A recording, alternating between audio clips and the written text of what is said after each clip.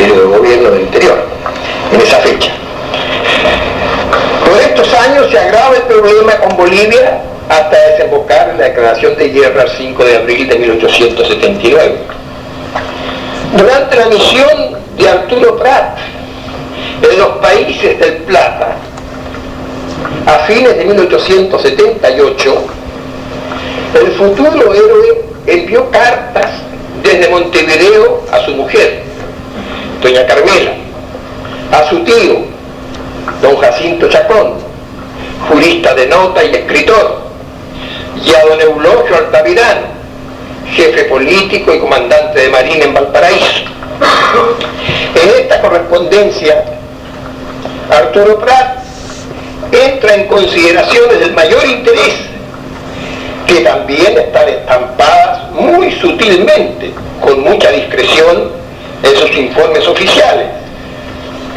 En sus cartas, en cambio, descubre todo su pensamiento sobre el conflicto limítrofe y tiene comentarios respecto del Tratado Fierro-Zarratea, firmado el 6 de diciembre de 1878, que no se aplicó por no haber sido ratificado por el Congreso argentino. Ve acercarse tras la entrega de la Patagonia y expone su pensamiento cortante y definido en carta a don Jacinto Chacón el 19 de diciembre de 1878. Sus cartas de ese año y otros apuntes en borrador nos descubren aspectos insospechados de su personalidad. Aparece con hechuras de estadista, tiene aciertos admirables en la apreciación de nuestra política limítrofe. Por ejemplo, considera muy acertada, comillas, la medida adoptada de tener en estos lugares, Montevideo y Buenos Aires, un agente confidencial que siga la marcha de los acontecimientos en Argentina e informe continuo y verdad a su gobierno de lo que ocurre. Pero nada más cierto también, agrega Prat, para desempeñar de una manera fructífera su cometido, necesita entrar en relaciones con personas cuya posición le permitan obtener noticias que podríamos llamar de primeras aguas, únicas a las que se puede dar alguna fe. Y digo alguna porque es difícil encontrar un pueblo en que más se mienta. Esto dice Prat en diciembre de 1878 respecto de Argentina, hace más de 100 años. He resuelto tocar un tema que no es muy conocido. ¿Qué pensaron en el siglo pasado algunos chilenos de nota sobre estos conflictos de límites con Argentina? ¿Sabemos lo que pensaban los gobernantes y hombres públicos ligados al asunto? El pensamiento de estas personalidades está expresado en forma oficial en los mensajes al Congreso, en el intercambio de notas y oficios entre las cancillerías, en la opinión de los parlamentarios en los debates de las cámaras, sobre todo al discutirse y votarse las convenciones y tratados. Igualmente sabemos el pensamiento de los escritores y periodistas que han escrito libros, folletos y artículos sobre la materia. Pero, ¿cuál es el pensamiento íntimo de los chilenos en su correspondencia privada? Importante fuente de información que permite descubrir el razonamiento expuesto sin reservas por el firmante de la misiva. Por eso es por lo que el historiador busca siempre esta valiosa fuente de información auténtica. Epistolarios hay, de O'Higgins. Se acaban de publicar 2 tomos del epistolario de O'Higgins por el archivo O'Higgins. El último, del segundo tomo, acaba de aparecer. De Carrera, de Portales, hay 3 tomos del epistolario de Portaliano, sumamente interesantes, de Alberdi, de Sarmiento, de otros personajes. En el epistolario de Sarmiento, emigrado, que aquí fue favorecido por Manuel Montt y fue designado director de la Escuela Normal de Preceptores, hay párrafos en que nos deja muy mal parados. Pero interesa el juicio de los demás, de los que no han tenido figuración pública. Pero interesa ¿qué juicio tienen sobre el desempeño de los gobernantes implicados en estas divergencias? ¿Qué juicio le merecen los arreglos convenidos? ¿Qué sobre las pérdidas territoriales sufridas o sobre la seriedad de los planteamientos formulados?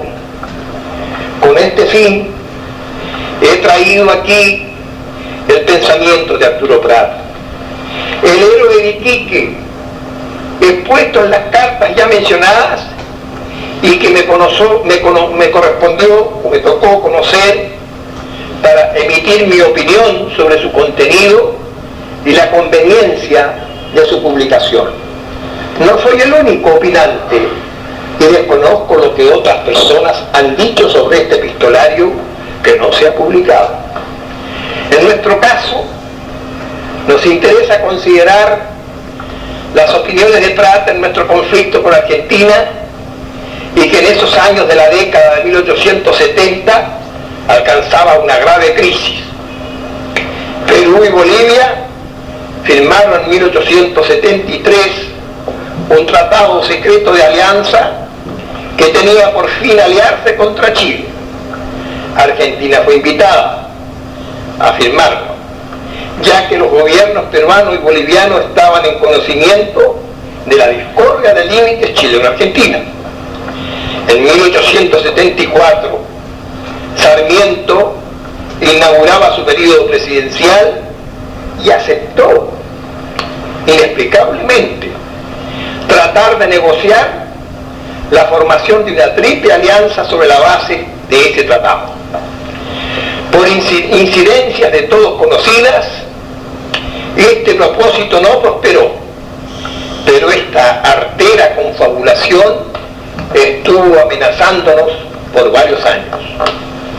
En estas circunstancias, conociendo a Arturo Prat el debate de Ibáñez con Frías, las dificultosas negociaciones hasta llegar al acuerdo de Fierro con Zarratea, el fracaso de este proyecto que no beneficiaba a nuestro país, el régimen de modus vivendi y la experiencia que fue adquiriendo durante los meses de su desempeño en el Plata, Prat se abre al comentario franco con los suyos, a veces incisivo, y así ha quedado inserto en sus cartas desde Montevideo en juicios claros y contundentes. Uno de los aspectos que más le preocupaba era la intención de entregar la Patagonia. Se hablaba en todas partes en ese tiempo de que Chile iba a entregarle a Argentina la Patagonia. Veamos algunos párrafos en su carta a su tío don Jacinto Chacón el 19 de diciembre de 1878, aún inédita. En verdad te digo que sin ser amigo de la guerra no mentiría que fracasara el último tratado, si es que él cede alguna sección del terreno patagónico, que miramos nosotros con una indiferencia verdaderamente culpable. Atiendan ustedes cómo en esa fecha, en 1878 diciembre, el futuro héroe afirmaba que había una indiferencia culpable de parte de los chilenos frente a este problema de la Patagonia y los conflictos con Argentina. La Patagonia es un desierto, sin duda, sigue la carta, pero no han sido desiertos los que nos han dado la poca fortuna que el país ha acumulado. No es Atacama, Caracoles, Tocopilla, donde están invertidos gran parte de nuestros capitales. Volveremos a cometer un acto tan impolítico como la partición del desierto de Atacama, sin duda, se refiere a los tratados de 1866 y 74 con Bolivia. La Patagonia quizás no dará trigo ni maíz, ni admitirá una cantidad de pastores y agricultores semibárbaros. En cambio, proporcionará productos miles de veces más valiosos, como el guano, el salitre, carbón, hierro, cobre, etc. Y puede ser un centro de civilización, como ya lo está haciendo ahora, que nos ponga en contacto con el Atlántico. Esto que los argentinos nos cierran el camino con el famoso principio bioceánico, sin grandes dificultades. Allí cerrada las comillas. La carta sigue con otros aspectos de menor importancia. Y enseguida, la gran acusación que queda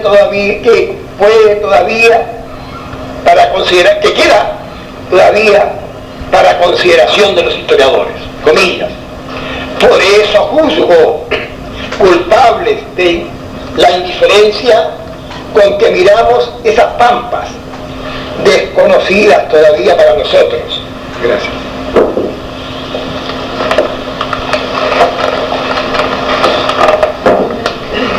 Yendo hasta ceder de buena gana las 7/8 partes de ella para asegurarnos la octava, en vez de conservarla en su totalidad para la época ya tan lejana en que la civilización europea venga a América con sus sabios y sus capitales. Y ha venido después del año 78 con sus sabios y con sus capitales, más ahora con las facilidades de comunicaciones que hay en el mundo. Que este anatema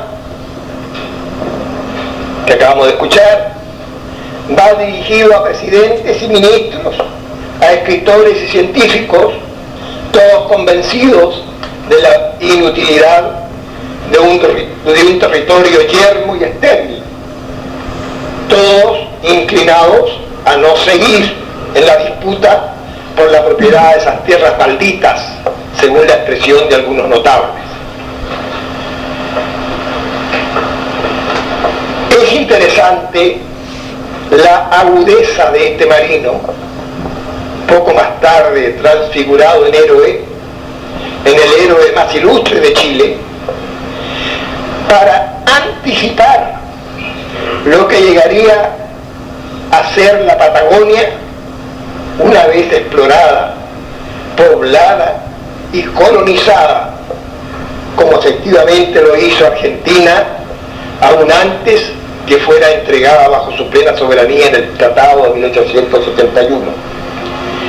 Vicuña Maquena no intuyó lo que sería la Patagonia y se aferró al juicio de Darwin y de Barros Arana y de su contemporáneo Lastarria, entre muchos otros notables de su tiempo que la miraron con desdén.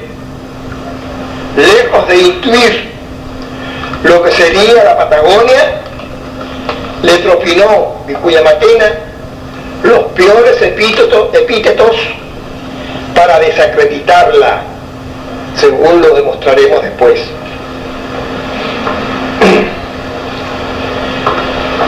En esta misma carta, Prat agrega algo que interesa muchísimo escuchar ahora en que estamos afrontando la campaña del pacifismo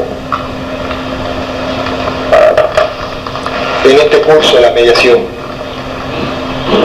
Repito, dice Prat a Jacinto Chacón, no soy amigo de la guerra, ¿quién lo va a hacer? Pero creo también que el excesivo amor a la paz puede perjudicarnos más que la guerra misma, enervando al país y haciéndonos perder la influencia que para nuestra tranquilidad debemos y poder ejercer en América y que no ponemos en práctica por puro egoísmo. cerrada la comillas. Previene Prat entonces el peligro de exagerar las posiciones pacifistas que a la postre terminan en concesiones fatales en la integridad territorial y en los destinos de Chile. Hay algunos errores de apreciación en las opiniones de Prat en esta carta o en estas cartas, explicables si se tiene en cuenta la época en que esas opiniones se vertieron. Es el caso de atribuir a la Patagonia el carácter de un desierto total e inhóspito, cayendo sin quererlo en los errores de Letron y de Darwin y reiterados en parte por Barros Arana en su geografía física. Tampoco podía saber, como no lo pensaron entonces los científicos, que esos territorios desdeñados serían después ubérrimos como resultado de la colonización en que se empeñó Argentina. El general Roca realizó campañas de penetración en esa zona y operaciones de reconocimiento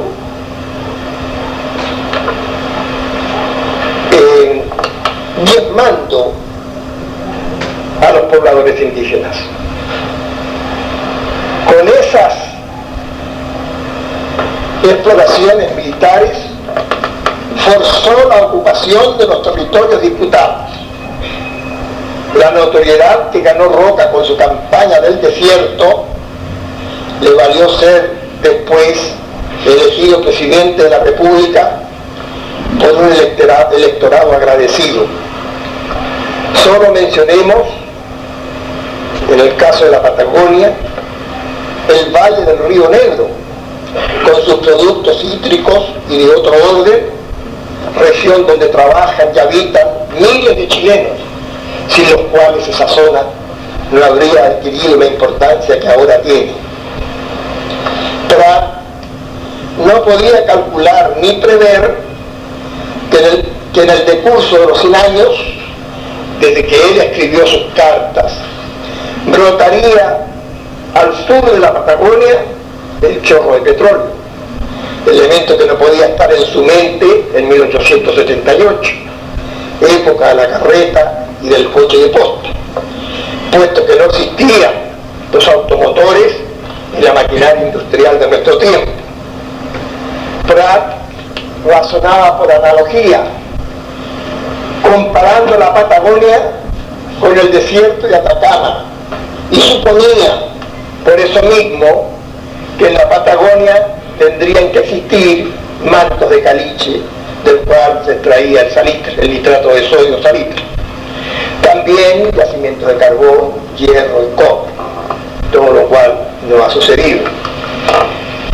En esas previsiones no anduvo correcto, pero es de alabar su calurosa crítica a los que intentaban ceder este valioso territorio. En carta al mismo don Jacinto Chacón, medita sobre lo que pasaría en caso de guerra con Argentina y concluye, comillas, a más, este país no tiene entre sus vecinos un solo amigo, con todo tiene cuantiosas cuestiones de límites que no quiere resolver esperando los momentos de conflicto en que pueda sacar mayor partido. Y nada sería más conveniente para Bolivia, Brasil, Paraguay, Uruguay y Chile, más acerero, que unirse para resolver de una manera justa y elevada la cuestión fronteras, que es hoy en América la pesadilla de todos. La pesadilla sigue. En este estado de cosas, un rechazo podría poner en descubierto el papel que ha estado representando para el extranjero en el Tribunal de Arbitrio. Y concluye diciéndole, los diarios, exceptuando el del tremendo Frigas, callaban y moderaban su lenguaje, y en los cafés, teatros, paseos públicos, no se oía ya tratar de la cuestión, aunque en verdad el público en todos los sitios, como el pueblo en su inmensa mayoría, lo componen elementos extranjeros. Maldito el entusiasmo que puedan tener por una guerra que vendría a perjudicarlos exclusivamente. Los descendientes de esos extranjeros que entonces no miraban bien el conflicto con Chile son los que actualmente están actuando. En carta a doña Carmela el 12 de diciembre del mismo año es aún más explícito al decirle, comillas, en Chile estarán muy contentos con el arreglo, muy creídos que se llevará a efecto, y no será extraño que lo echen a rodar. Entre tanto, yo estoy convencido que el tal tratado no hará otra cosa que darles un triunfo moral de haber hecho retirar nuestras solemnes declaraciones de jurisdicción en el Atlántico y dejarlos tranquilos durante meses para que se preparen para la guerra. Y don Félix Frías principia su programa, continúa hablando, contra el arreglo, y según todas las probabilidades, su presentación a las cámaras para que sea rechazado no se hará hasta tanto no estén preparados para todo evento.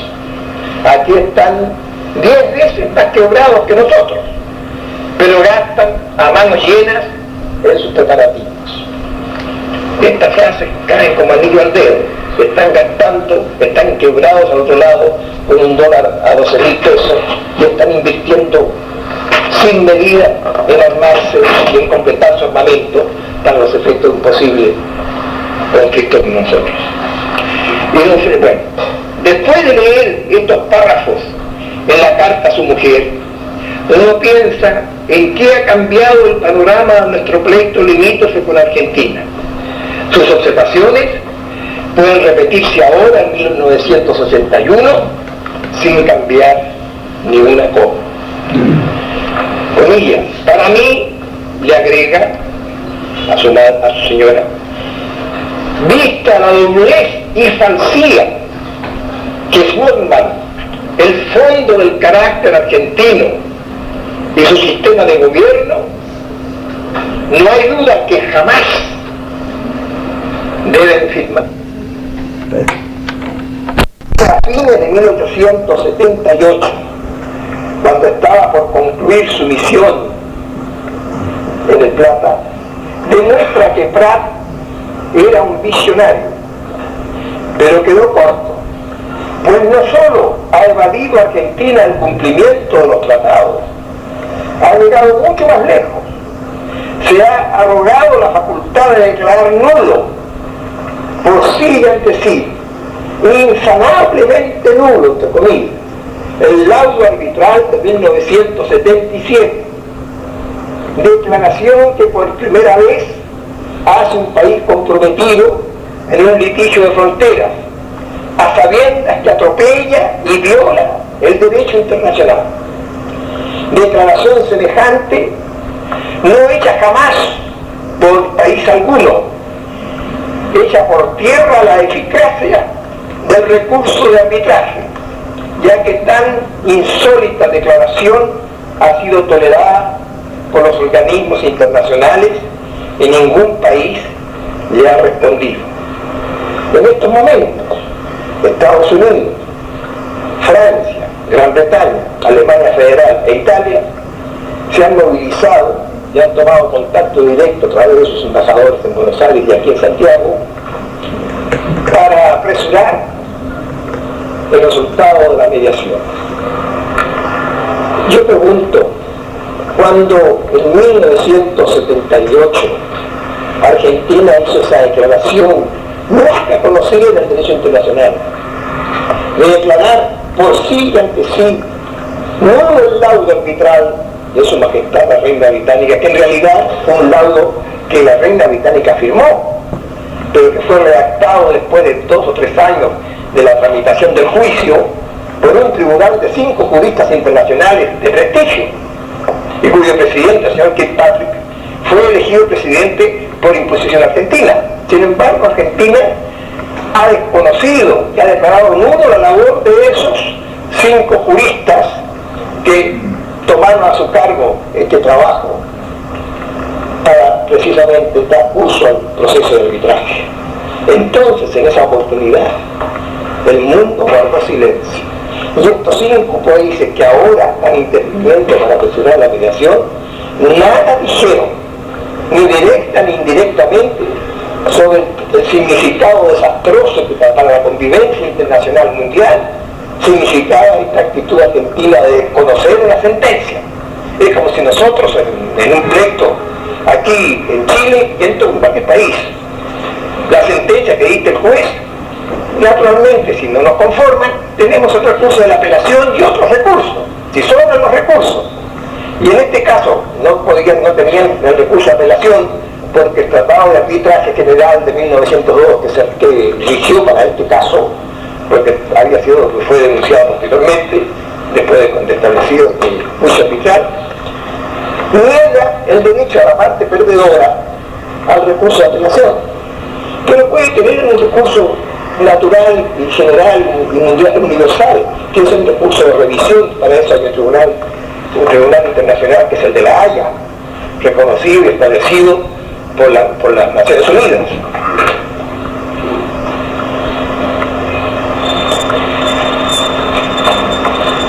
Y termina expresando un modo calculado para dar la idea de que somos un país bárbaro y detener a los inmigrantes que intentan dirigirse hacia allá. Se refiere a la inmigración que estaba recibiendo Argentina en ese tiempo.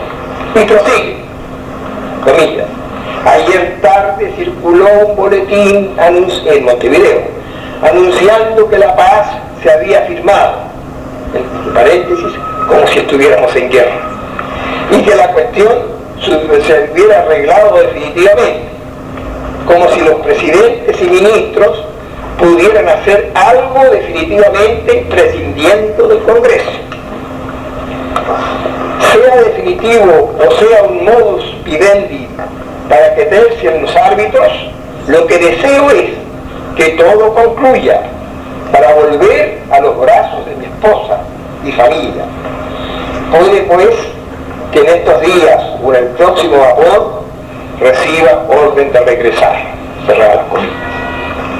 Otro trozo escrito al parecer el mismo 7 de noviembre anota, comillas: estos días se ha anunciado oficialmente la terminación del conflicto, pero no se han dado a la publicidad las bases del tratado, y no creo que sean exactas las que la prensa registra, pues serían perjudiciales e indecorosas para nosotros. Espero con ansiedad saber qué haya de verdad y cuándo regresaré. Yo les pregunto a ustedes, ¿qué parte de este párrafo que hemos leído podría alterarse en estos momentos, cuando se ha publicado un supuesto documento papal que hemos analizado detenidamente en Santiago, en las instituciones que he nombrado, los resultados que va a tener para nosotros, que no los conocemos? Estamos pensando o argumentando sobre la base de un documento supuesto, si bien no desautorizado.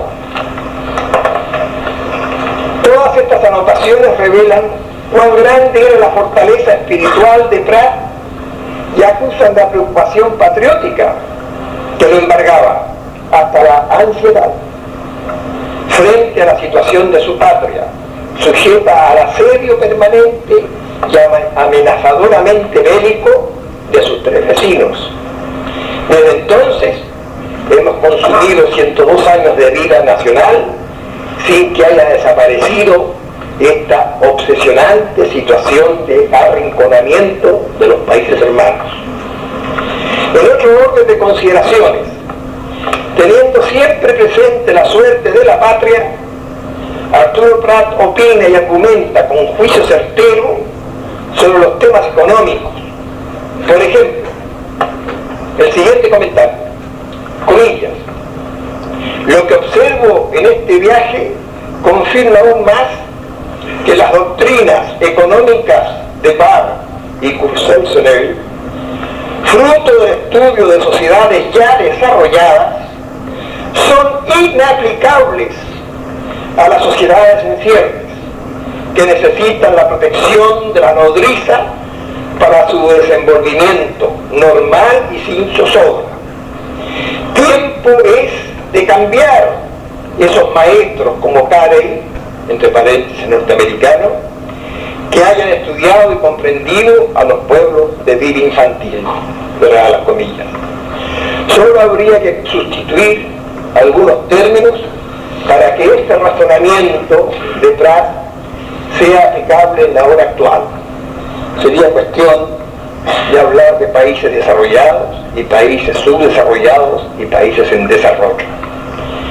Le promete a don Jacinto seguir en el análisis de la situación de los países del Plata.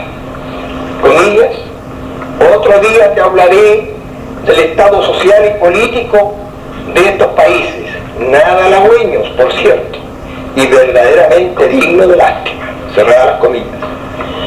La impresión que nos deja la lectura de su correspondencia en los meses de noviembre y diciembre de 1878 desde Montevideo es la de un Prat desconocido, un pensador político clarividente, un crítico que cala hondo.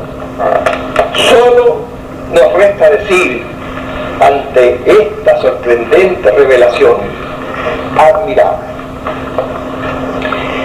Es conveniente que hagamos un resumen de las principales opiniones de Prat en materia de relaciones internacionales con nuestros vecinos, especialmente con Argentina. El resumen que sigue demuestra que Prat se atuvo a una sana doctrina de política internacional. Primero, afirma que no es amigo de la guerra, pero tampoco es partidario incondicional. Pero tampoco es pacifista incondicional.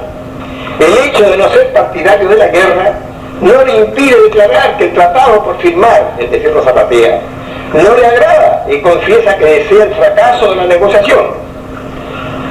Comillas: no sentiría, dijo, el fracaso si fracasa el último tratado. Cerrar las comillas. Y no hay que exagerar el pacifismo para llegar a transacciones que den origen a nuevos conflictos. Segundo, defiende el territorio patagónico y razona para rebatir a los que lo suponen sin valor por ser improductivo. Estas afirmaciones del futuro héroe van dirigidas a quienes corresponden. Tercero, juzga culpables en el pleito a los indiferentes. Para él no tiene explicación la indiferencia con que miran los chilenos la tierra patagónica disputada. Y la mayor responsabilidad recae sobre los que indujeron a creer en la inutilidad de estas tierras. No hay tierras inútiles si los derechos de soberanía son indudables. Cuarto, Argentina no tiene entre sus vecinos un solo amigo. Con todo tiene cuestiones de límites y los prolonga para ganar tiempo, porque el tiempo es su mejor aliado. Las ganancias territoriales obtenidas de sus vecinos son la mejor demostración de esta política inaceptable de prolongar y complicar deliberadamente las controversias. Llegar a la firma de los tratados para no cumplirlos es una política poco recomendable. Quinto, finalmente desconfía de los gobiernos argentinos. Estoy convencido, dice, que el tal tratado en gestión no hará otra cosa que un triunfo moral. Reafirma su creencia en comillas, la doblez y falsía textual que forman el fondo del carácter argentino, y por consiguiente no duda que no hay intención de cumplir el tratado. El tratado de 1881 selló la entrega a la Patagonia. Hemos conocido el pensamiento de Prat en esta materia. Para explicarnos la verdadera ira de Prat al consumarse este renuncio, ira también de todos los chilenos, conviene recordar lo que dijeron de la Patagonia algunos chilenos notables. Los iniciadores del nuevo valor geográfico de la Patagonia son hombres de ciencia y geógrafos de la época, no chilenos, salvo posteriormente Barros Arana. Don Óscar Espinosa Moraga menciona como iniciador de esta creencia al geógrafo y profesor Juan Antonio Letrón, autor de una obra publicada en 1823 con el título Curso Elemental de Geografía Antigua y Moderna, traducción de la misma obra suya en francés, publicada en 1817. Después, Carlos Darwin reforzó esta creencia durante su viaje de estudio y observación en la nave Beagle. Afirma que esta región no tiene porvenir y todas sus aserciones son pesimistas. Barros Arana, en sus elementos de geografía física, concuerda sin mayor examen con la opinión de Darwin y expresa que, comillas, no es más que un inmenso desierto donde aparece solo por intervalos una vegetación raquítica y espinosa, aguas salobres, lagos salados, incrustaciones de sal blanca se alternan con esta triste vegetación, cerradas las comillas. José Victorino Lastarria, en sus Lecciones de Geografía Moderna, 1838, 4 ediciones hasta 1846, ignora el valor de la Patagonia. Nicolás Maquena, por tantos títulos ilustres, no respondió esta vez a sus antecedentes. En el reciente libro de don Manuel Ormazábal, intitulado Dialogando con Argentina, 1819-1978, el autor transcribe las principales afirmaciones hechas sobre la Patagonia por el historiador fecundo e imaginativo. Consigue algunas de esas afirmaciones, consigna algunas de esas afirmaciones, las más atrevidas y las más dañinas en la formación de la conciencia nacional respecto de este territorio que Chile defendía frente a las pretensiones argentinas, si bien no con la firmeza que el caso exigía. Don Benjamín, en su libro La Patagonia, aparecido en 1880, dice, entre otras cosas, comillas, como todo el resto de la Patagonia, aquel país es una verdadera imagen del infierno, y como los sitios malditos de la ley de partidas han sido sembrados de sal por la misma vara y adusta naturaleza. Carta a Justo Arteaga Lemparte. Pelear por un suelo maldito que sus propios hijos repudian, esto lo dice en un comentario sobre las explicaciones de Durmaster y Perito Moreno en los años del 1874-76. Tenemos por fin la paz estable, noble y fraternal, lo dice en 1871 por el Tratado Fierro-Zapatero, única que es durable, cuando ya iba a tronar el cañón, en páramos horribles, que no tienen siquiera una alga garganta para repercutir los ecos de la gloria. La Patagonia es una pampa desolada y espantosa, que no tiene siquiera lo que tiene el mar embravecido, ecos y rugidos que repercutan el cañón y gritos de victoria, cerradas comillas. Después dice, comillas, 1 metro cuadrado de Lazareto de Playa Ancha vale lo que todo ese territorio, según Magallanes y Pigafetta. Lástima que se refiera al Lazareto de Playa Ancha. Según todos los geólogos, según todos los exploradores, según todos los pilotos, según todos los náufragos, según el universo entero que estudia y consulta, los únicos que lo han pensado así son los diplomáticos argentinos y los cancilleres chilenos. Respuesta a la comunicación de los porteños que aprobaban el protocolo Fierro-Zapatero. Reincide en su opinión desfavorable de la Patagonia al afirmar, comillas, es un pedazo de astro apagado, caído y enfriado entre las aguas del país, del polo. Es algo como un colonizar la luna. Allí no hay nada que signifique vida orgánica, ni vida animal, ni vida intermedia. Es decir, le niega todo. Darwin dice que no ha visto pájaros, porque el Santa Cruz, el río, es un río maldito. Cerrado comillas. Y agrega, comillas, Pigafetta llamó, de comillas, del fuego, la borda sur del estrecho, por la candela que encendían en los bosques los caníbales. Pero olvidó decir que cerca del fuego estaba el infierno. La Patagonia es el infierno del orbe, cerrado.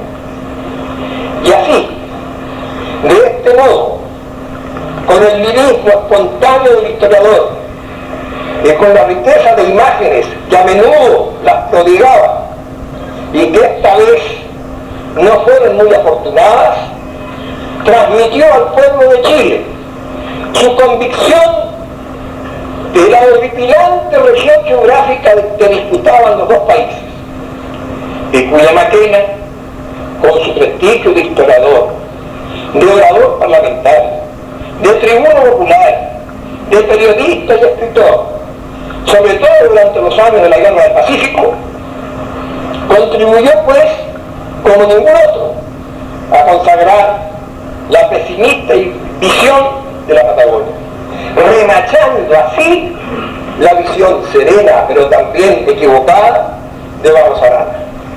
No es de extrañar tampoco la indiferencia con que apreciaban el valor de la Patagonia varios de nuestros presidentes y ministros, que experimentaron el influjo de la opinión expuesta por chilenos que gozaban de justa fama en nuestra vida pública.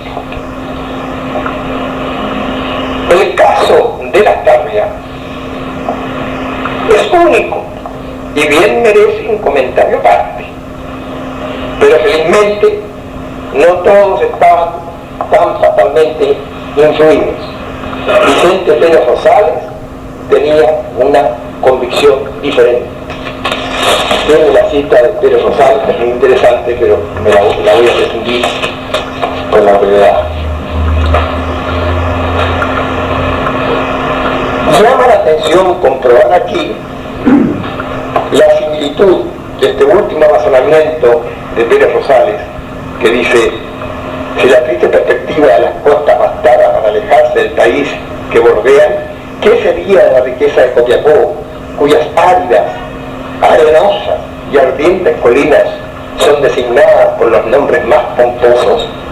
Frente a esta pregunta de Pérez Rosales, yo comento: llama la atención comprobar aquí la similitud de este último razonamiento con el de Prat en su carta a Chacón. Prat argumentaba en su defensa de la Patagonia, comparándola, como ya lo vimos, con el caso del desierto de Atacama y zona de Copiapó. Desgraciadamente, nuestros gobernantes y los negociadores chilenos se inclinaron por la opinión de los pesimistas.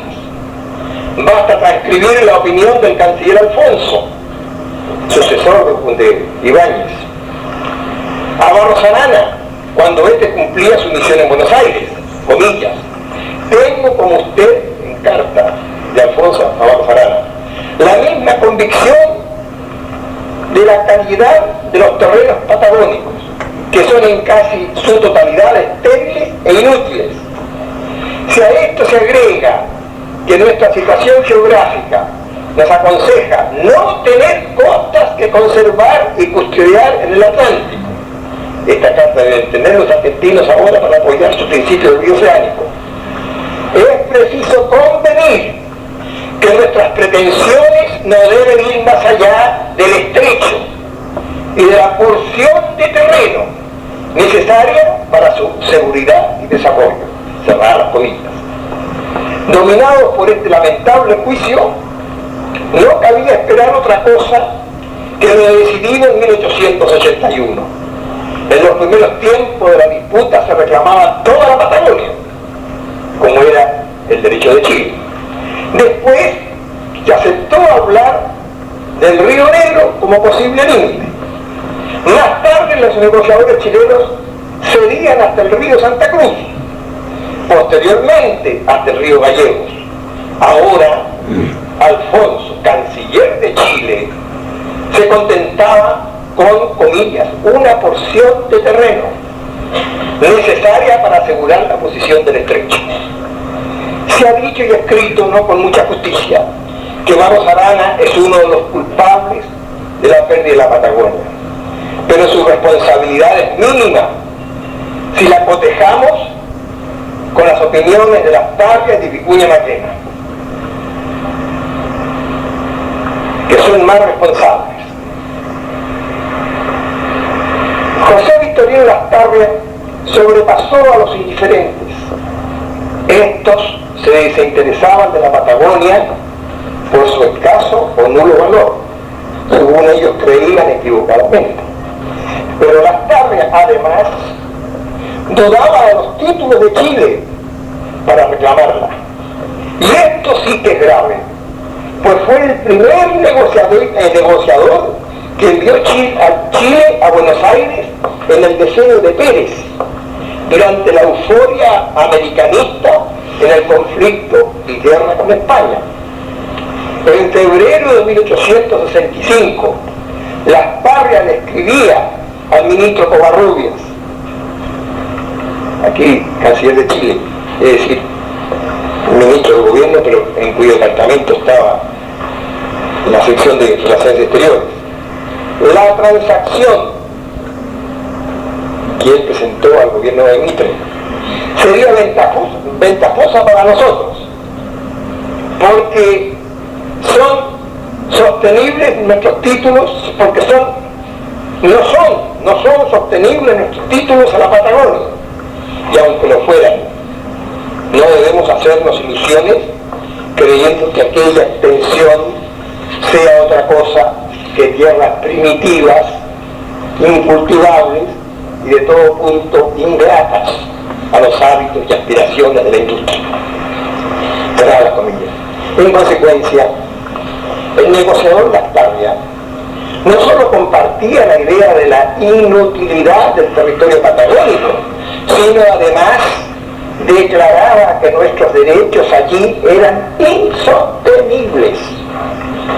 Reforzaba esta convicción en comunicación al ministro en mayo de 1865, comillas: yo adopté esas bases, las de la transacción que propuso el gobierno argentino, porque estoy persuadido que no tenemos tales títulos. Y luego menciona el trabajo de don Miguel Bisamunati, al opinar insiste en sus puntos de vista, comillas: si no son otros los títulos que tenemos, los que exhibe Amunati en su excelente trabajo, para reclamar la parte de la Patagonia que se extiende al sur del grado 50, como Usía me lo ordena, es necesario que razonemos entre nosotros que dichos títulos no merecen el nombre de tales, y que si ellos no son bastantes para darnos el derecho de reclamar de San Luis, de Córdoba y de Buenos Aires, tampoco lo son para reclamar la Patagonia. Cerrar las comillas. O sea, el negociador Lastarria, plenipotenciario designado por el gobierno de Pérez, con la misión principal de obtener la adhesión argentina a la causa de los aliados en el conflicto con España, se exhibe en esta comunicación al ministro Covarrubias abanderizado decididamente en el bando argentino, que acusaba a Chile de expansionismo. No podemos pues extrañarnos que en las bases de la transacción Lastarria ofreciera ceder a Argentina casi toda la Patagonia. Yo me pregunto, ¿cómo pudo el gobierno de Pérez designar a un chileno que no tenía fe en nuestros derechos sobre la Patagonia, a tal punto de desestimar los títulos exhibidos por Amunátegui y más tarde por Morla Vicuña? Se dirá que la misión Lastarria no tenía como finalidad entablar negociaciones sobre límites y que su misión precisa era lograr la adhesión de Argentina a la alianza americana contra España. Pero tan pronto el gobierno de Pérez se impuso que su agente en Buenos Aires sobrepasaba los límites de su misión y se extendía en consideraciones como las que hemos transcrito, debió exonerarlo de su cargo o desautorizarlo en forma perentoria. No hizo ni lo uno ni lo otro. No podremos olvidar jamás esta etapa negra en nuestra historia de las discordias de límites con Argentina. Señoras y señores, en esta noche destinada a conocer el pensamiento último del héroe de Iquique en el asunto de los conflictos limítrofes, debemos pensar en todos los chilenos que murieron en la Guerra del Pacífico. Ellos siguieron el ejemplo señalado por Prat con su inmolación en la cubierta del Huáscar, en un acto atrevido y arrojado. Y el combatir sin cuartel que de los demás marinos de la Esmeralda durante el fiel combate, para legarnos con su ejemplo una ruta que los chilenos supieron cumplir en Pisagua, en Tarapacá, en el campo de la Alianza, en el Morro de Arica, en Sangra, en La Concepción, en Huamachuco y tantas otras acciones de esa guerra. En cambio, no podemos afirmar lo mismo de la conducta lamentable de algunos prohombres que no tuvieron fe en los títulos históricos y jurídicos que nos amparaban y que carecieron de decisión y firmeza en las conversaciones y arreglos a veces alcanzados. A ellos le debe Chile su condición de patria mutilada, como muy bien lo califica don Manuel Ormazábal, nuestro consocio y miembro de Patria y Soberanía, en uno de sus libros más celebrados. Vicuña Maquena, Lastarria y Barros Arana tienen en las calles y plazas de la capital y de otras ciudades del país cada uno su monumento. El de Barros Arana está ubicado en Santiago, como es lógico por su inagotable y honrosa labor historiográfica, en la Alameda o Avenida Libertador Bernardo Higgins, como se le llama ahora, a pocos metros del noble edificio de la Biblioteca Nacional, costado poniente. Vicuña Maquena, en el otro extremo, al oriente de la biblioteca, en la plaza que lleva justificadamente su nombre, pues fue el artífice del embellecimiento del Huelén. Lastarria está en la ladera poniente de este mismo cerro histórico. No criticamos el gesto agradecido de la ciudadanía, pero en vano buscamos el lugar que exhiba en la capital el monumento a Adolfo Ibáñez Gutiérrez, por muchas razones acreedor a ser perpetuado en el bronce.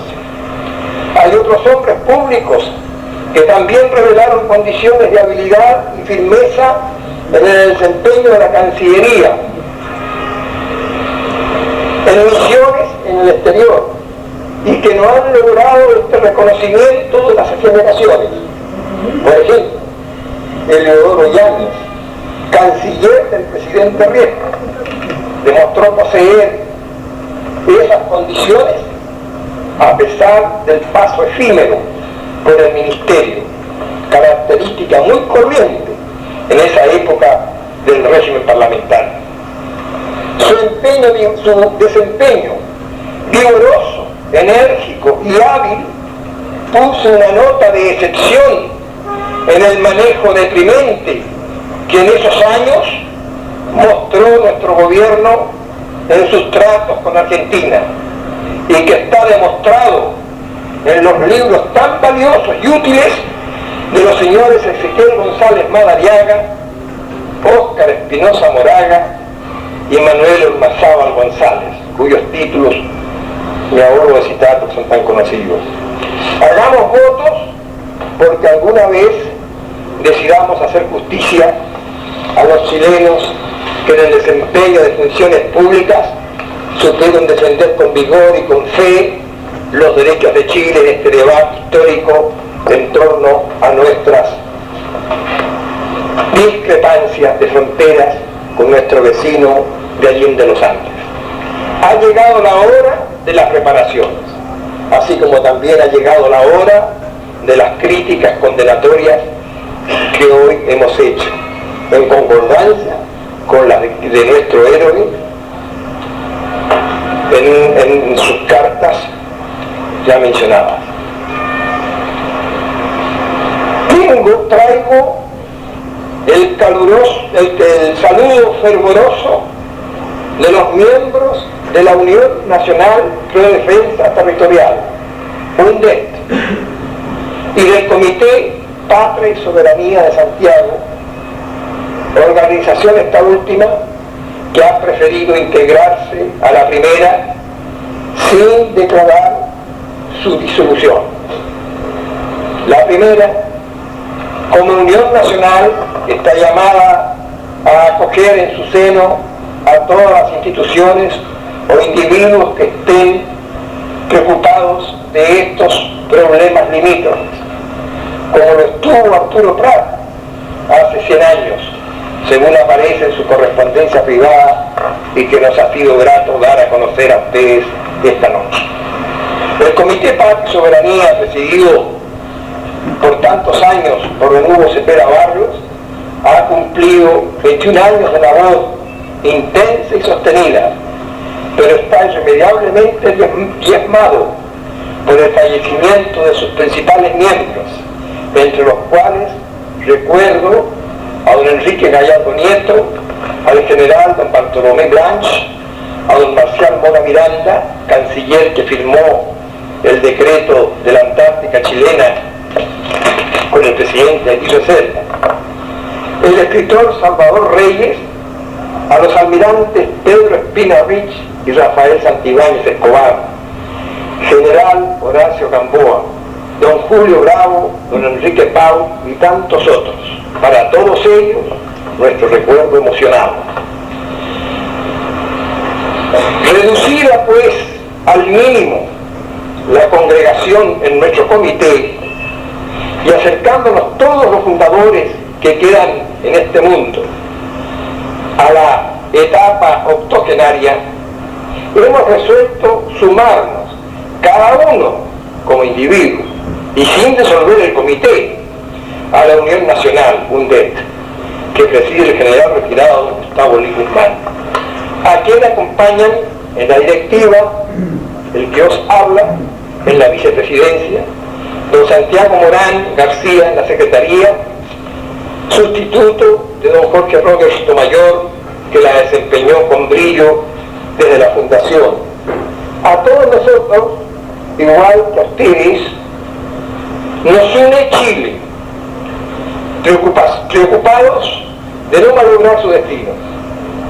Dejamos a un lado las diferencias de todo orden que puedan separarnos. adversarios en política en años pasados, ahora nos reconocemos amigos y chilenos por sobre todo.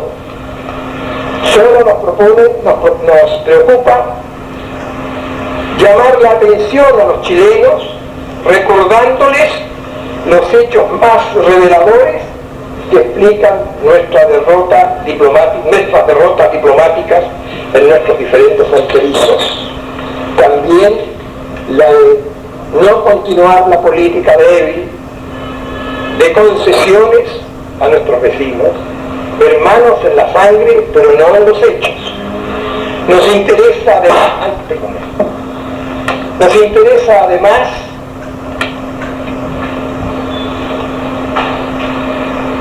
fortalecer el respeto por nuestras tradiciones de heroísmo y de gloria cuando Chile ha tomado las armas en su defensa. Al terminar estas palabras, nuestro reconocimiento al Instituto Histórico Arturo Prat, sede regional de esta quinta región, y a su presidente, don Eduardo Río Seco, por habernos incluido en su programa laborioso de reuniones y que nos permitirá desarrollar el ciclo de conferencias pronunciadas en Santiago. Finalmente, un ruego fervoroso que no olvidemos lo que Prat, con gran visión, dijo hace 100 años en sus cartas a doña Carmela, a su tío Jacinto y a don Eulogio Altamirano. Su pensamiento previsor y sus recomendaciones de una política enérgica en los diferentes limítrofes tienen el mérito de corresponder a un chileno que se inmoló por la patria y que ocupa un lugar preferente, por no decir único, en el recuerdo de todas las generaciones de nuestro país, desde el 21 de mayo de 1879.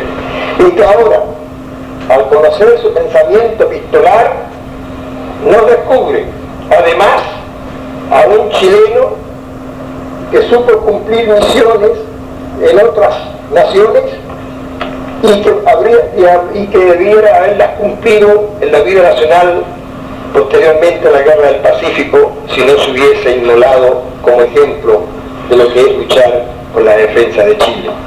Bien se ha dicho que Chile ganó un héroe de categoría universal, pero perdió a un chileno de notables condiciones cívicas para los tiempos de paz.